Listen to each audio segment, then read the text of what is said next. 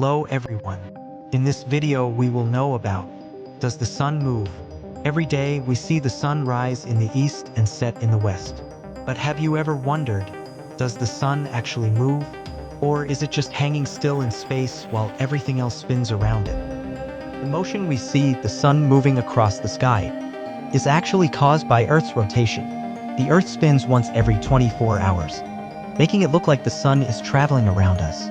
But that's just the beginning. For thousands of years, people believed the sun orbited Earth. Then came the breakthrough, the heliocentric model, which showed that Earth orbits the sun, not the other way around. We orbit the sun once every 365 days, covering over 900 million kilometers each year. But here's the incredible part. The sun is not standing still either. It's orbiting the center of the Milky Way galaxy, a journey that takes 230 million years to complete.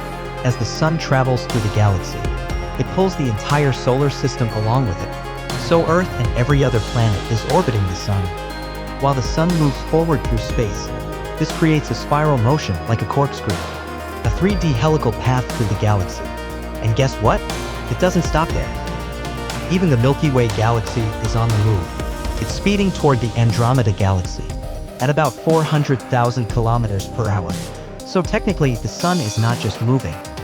It's on a journey through the universe itself. And it's fast, traveling at 828,000 kilometers per hour, or about 514,000 miles per hour. This path isn't a perfect circle either. It's a slightly wavy orbit within one of the spiral arms of the galaxy. So, does the sun move? Absolutely, in ways you may have never imagined. It's not just the center of our solar system.